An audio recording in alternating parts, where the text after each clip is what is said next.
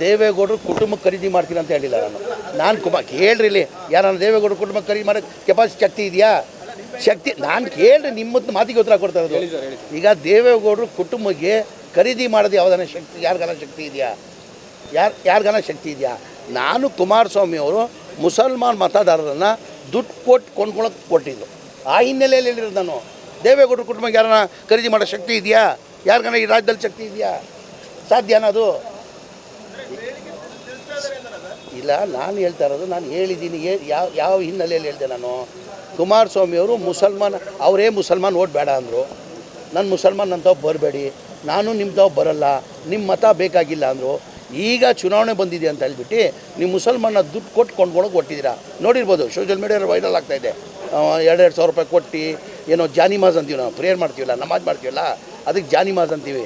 ಒಂದು ಜಾನಿಮಾಜ್ ಮತ್ತು ಒಂದು ಯಾಸೀನ್ ಅಂತೀವಿ, ಕುರಾನ್, ಆ ಕೊಟ್ಟು ಅದು ಕೊಂಡ್ಕೊಳಕ್ಕೆ ಕೊಟ್ಟಿದ್ರು. ಆ ಹಿನ್ನೆಲೆ ಹೇಳಿದ್ದೀನಿ ನಾನು. ಅಲ್ಲ, ಅಶೋಕ್ ಅವರು ಅದಕ್ಕೆ ಹೇಳಿದ್ದಾರೆ ಸರ್, ಇಲ್ಲಿ ಪಾಕಿಸ್ತಾನದಿಂದ ಇರಾನ್ ಇರಾಕಿಂದ ಅಮೌಂಟ್ ತರ್ತಾರ ಅನ್ನೋದು ಕೂಡ ಪ್ರಶ್ನೆ. ಏನಕ್ಕಿಂತೆ ದುಡ್ಡು ಕೊಟ್ಟು ಕೊಂಡ್ಕೊಂತೀವಿ ನಾವು ಅಂತ ಹೇಳಿದಿರಲ್ಲ. ಇಲ್ಲೆಲ್ಲ ನಾನೇನು ಹೇಳಿದ್ಬಾರ್ಸು. ಕುಮಾರಸ್ವಾಮಿಗೆ ಅಂದರೆ ಮುಸಲ್ಮಾನ್ ಓಟ್ನ ಅವ್ರು ಕೊಂಡ್ಕೊಳಕ್ಕೆ ಕೊಟ್ಟಿದ್ದಾರೆ.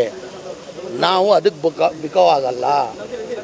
ದುಡ್ಡಿಂದ ಕೊಂಡ್ಕೊಳಕ್ಕೆ ಸಾಧ್ಯ ಆಗಲ್ಲ ಅಂತ ಹೇಳಿದ್ದೀನಿ. ಆಯ್ತು.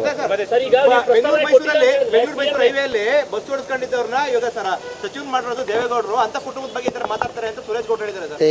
ಕೇಳ್ರಿ, ಇಲ್ಲಿ ನಾನು ಬಸ್ ಮಾಲೀಕ. ನನ್ನಿಂದ ನನ್ನ ತಾತನ ಕಾಲದಿಂದ ನಾನು ಬಸ್ ಮಾಲೀಕ. ನಾನು ಕುಮಾರಸ್ವಾಮಿಗೋಸ್ಕರ ಬಸ್ ಓಡಿಸಿರೋದು ನಾನು.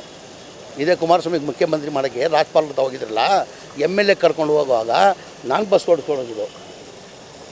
ನಾನು ಬಸ್ ಮಾಲೀಕ. ನಾನು ಇವತ್ತಿಂದ ಇಲ್ಲ, ಬಿಫೋರ್ ಇಂಡಿಪೆಂಡೆನ್ಸ್.